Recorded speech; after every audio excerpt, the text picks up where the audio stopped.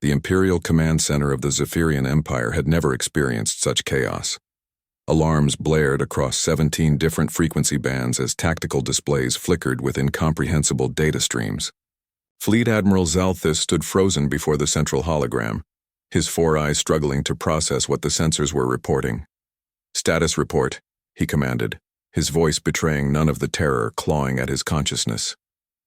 "Lieutenant," Kexvar's tentacles trembled as she manipulated the control interface. "Sir, our deep space monitoring stations are detecting massive gravitational anomalies throughout the Sol system. The humans, they're moving." 3 months earlier, the Galactic Imperial Alliance had delivered its ultimatum to Earth. The humans had 60 standard days to surrender their outer colonies and submit to Imperial taxation, or face the combined might of 12-star empires.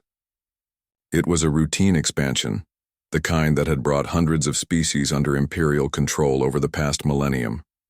Humanity's response had been unexpected: complete radio silence. "How many ships?" Admiral Zalthus asked, though part of him didn't want to know. That's the problem, sir." The sensor technician's voice cracked. "Our algorithms can't establish accurate counts. The formations don't match any known military doctrine. They're not following standard fleet organization patterns." On the tactical display, red markers began appearing throughout known space, not just near human territory but everywhere. The Andromedan border, the Nexus trade routes, even the supposedly impregnable core worlds. "Impossible," breathed Admiral Zalthus. "They can't have ships in all those locations simultaneously. Our intelligence indicated they possessed maybe 300 vessels total." The communications array suddenly came alive with panicked transmissions from across the galaxy. "Unknown vessels have surrounded Kepler Station.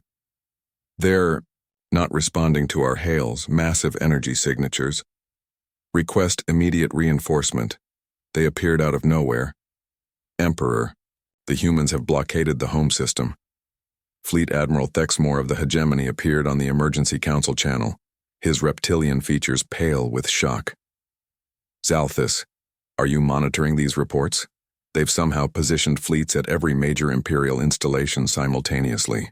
Before Admiral Zalthus could respond, every screen in the command center displayed the same image: a human face, weathered and scarred, with eyes that seemed to burn with cold fire.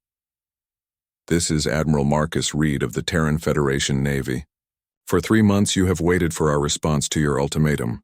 Consider this our reply." The human gestured, and the tactical display behind him showed a three-dimensional map of the galaxy. Red dots appeared everywhere, thousands upon thousands of them.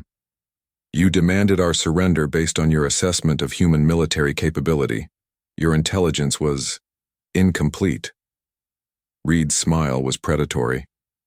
"Allow me to provide a more accurate picture."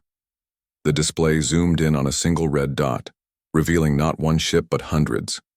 Vessels of impossible size and configuration, arranged in formations that defied conventional tactical wisdom. "The ships you detected near Earth were not our fleet. They were our training vessels. What you're seeing now represents the actual Terran Navy, distributed assets that have been observing your empires for the past 50 years. Admiral Zalthus felt his primary heart stop. 50 years? That's impossible. We would have detected... Your detection methods rely on predictable physics, Admiral Reed interrupted, somehow hearing the transmission.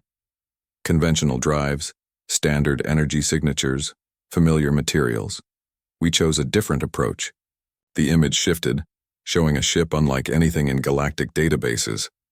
It seemed to exist partially outside normal space, its hull phasing in and out of visible spectrum. Quantum displacement drives, probability manipulation shields, weapons that fire bullets backwards through time. We learned long ago that when you're outnumbered, you don't fight fair, you fight smart. Emperor Vex Talon of the Core Dominion appeared on the emergency channel, his crystalline form crackling with desperate energy. "Reed, let us negotiate. Surely we can reach an arrangement." "Negotiate?" Reed's expression grew cold. "You gave 60 days to surrender or be conquered. We're returning the favor. You have 6 hours to begin total withdrawal from every non-homeworld territory you've claimed through force. 6 hours to dissolve your Imperial alliance. 6 hours to transition to peaceful, autonomous governance. And if we refuse? Admiral Zalthus found himself asking. Reed gestured again and the display showed Earth's moon, except it wasn't the moon anymore. The entire satellite had been converted into a massive weapon platform, bristling with armaments that dwarfed anything in the galactic arsenal. Then you'll discover why humanity spent 50 years building weapons instead of cities, warships, instead of monuments. You'll learn what total war actually means when waged by a species that considers scorched Earth a tactical doctrine, not a war crime. The transmission expanded to show dozens of similar installations throughout human space, planets, asteroids, even gas giants that had been converted into defensive positions or weapon platforms. Every species in the galaxy follows the same pattern, Reed continued. You build empires, then you fight over resources, then you subjugate weaker civilizations to maintain your lifestyle. It's predictable. It's also inefficient. He leaned forward, and every being watching felt the weight of evolutionary pressure behind his words. Humans chose a different path. We built weapons that could crack planets, then decided never to use them unless we had no choice. We created fleets that could sterilize star systems, then used them to explore and protect instead of conquer. We developed the capability for total galactic warfare, then chose peace, because we understood the alternative. Admiral Zalthus watched his empire's tactical assessments crumble in real time. Every advantage they'd counted on, numerical superiority, technological dominance, strategic positioning, had been an illusion. The timer starts now, Reed announced. 6 hours. Choose wisely. Because if you force us to demonstrate why every human child learns military history before mathematics, there won't be enough left of your civilizations to repeat the mistake. The transmission ended, leaving the command center in absolute silence. Across the galaxy, in hundreds of similar command centers, the same realization was dawning. They weren't facing a primitive species they could easily conquer. They were staring into the abyss of human military capability, and it was staring back with the patient determination of a species that had turned warfare into an art form, then chosen not to practice it.